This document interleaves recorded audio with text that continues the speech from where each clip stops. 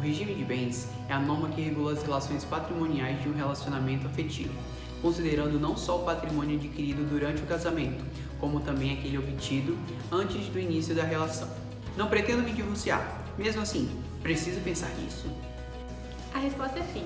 Embora ainda seja um assunto tumultuoso para aqueles que desejam iniciar a vida a dois, é importante e recomenda-se que o casal converse e entenda os tipos de regime de bens previstos em lei e a forma que isso impactará na vida dos dois.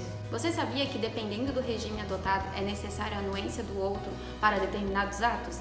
E que o regime de bens influenciará diretamente não só no divórcio, mas também nos direitos sucessórios? É válido mencionar que o regime de bens é norteado por regras gerais, dentre as quais destacamos a liberdade de escolha, a variabilidade, pois o Código Civil possui diferentes tipos de regime de bens, e a mutabilidade desse regime, desde que haja a expressa autorização judicial em pedido motivado de ambos os cônjuges. A respeito da comunhão parcial de bens, nesse regime, os bens adquiridos por cada um após o casamento serão considerados como um ao casal. Em caso de separação, os bens serão partilhados de forma igualitária. Ou seja, independente de quem contribuiu para a aquisição do bem, caso a união chegue ao fim, cada um terá direito a 50% do patrimônio. Dessa forma, o que cada um possuía antes da união permanece de posse exclusiva das partes. Vale ressaltar que, embora alguns bens passem a integrar o patrimônio dos cônjuges durante o casamento, não serão partilhados aqueles que forem doados apenas a um dos cônjuges, os que receberem herança, os proventos do trabalho de cada um e os de uso pessoal. E caso algum dos cônjuges venha a falecer, a pessoa sobrevivente apenas terá direito aos bens adquiridos antes do casamento e concorrerá com os descendentes na sucessão do falecido apenas aos bens particulares que este houver deixado, se existirem. O regime de comunhão universal de bens nada mais é do que o laço do casamento juntamente com a união dos bens do casal, transferindo o patrimônio particular para o patrimônio comum. Todos os bens adquiridos entre os indivíduos antes e durante o casamento serão de posse de ambos. Cabe ressaltar que serão excluídos da comunhão os bens de uso pessoal, os instrumentos de trabalho, os bens adquiridos por meio de doação, herança e as doações antinupciais serão exclusivamente de um indivíduo apenas se haver uma cláusula de incomunicabilidade. As dívidas anteriores ao matrimônio não entrarão na comunhão, exceto se forem dívidas provenientes do casório ou dívidas com proveito de ambos, como viagem de casal.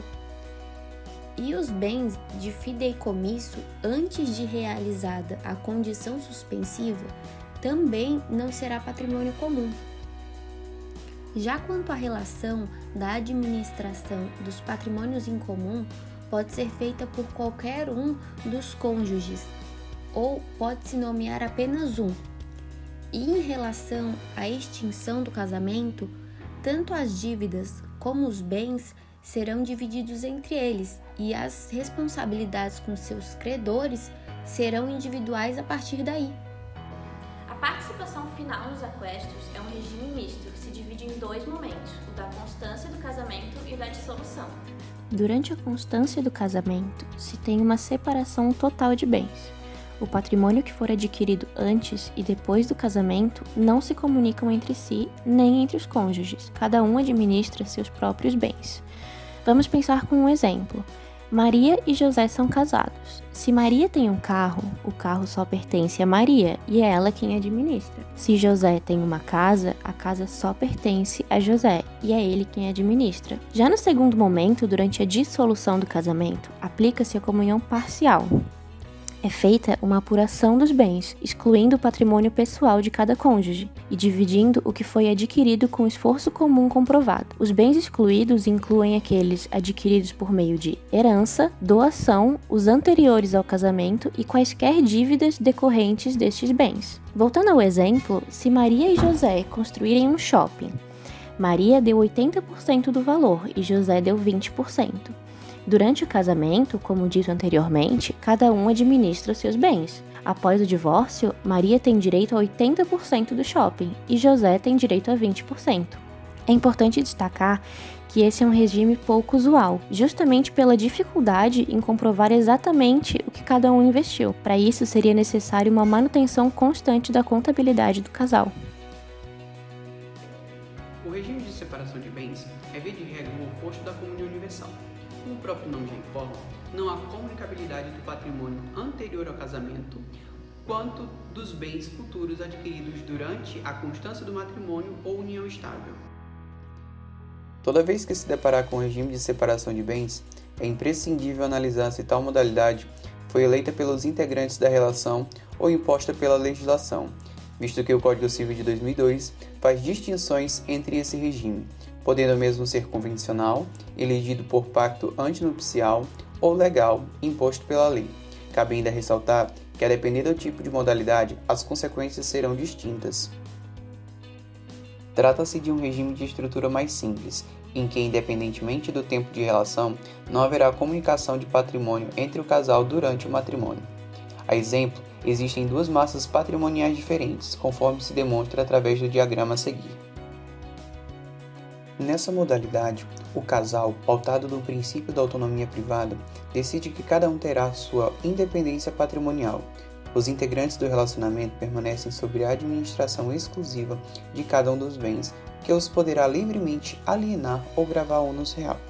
Para que haja nós, é necessário que no instrumento de compra conste a referência de qual percentual será a participação de cada um dos cônjuges ou conviventes. Ainda é o único regime de bens que qualquer um dos cônjuges, independentemente de autorização do outro ou judicial, poderá alienar ou gravar de ônus real os bens imóveis, pleitear como autor ou réu acerca desses bens ou direitos e prestar fiança ou aval. Este tipo de regime é usualmente adotado por aqueles que pretendem se envolver em negócios de alto risco, visto que não se comunicarão com as dívidas contraídas. Ressalta-se que é obrigatória a realização de pacto antinupcial neste tipo de regime. Diferentemente da separação convencional de bens, em que os próprios integrantes do relacionamento optam por escolher a independência de seu patrimônio ao longo da relação, em certos casos, a lei impõe o regime de separação no casamento, denominado regime de separação legal ou obrigatória de bens. Lembram-se da exceção comentada no princípio, da liberdade de escolha? Pois bem, é a separação obrigatória. Vale mencionar que existem duas possibilidades que implicam na obrigatoriedade deste regime aos nubentes, quando estes não observam algumas causas impeditivas do casamento ou quando um ou ambos possuem idade superior a 70 anos.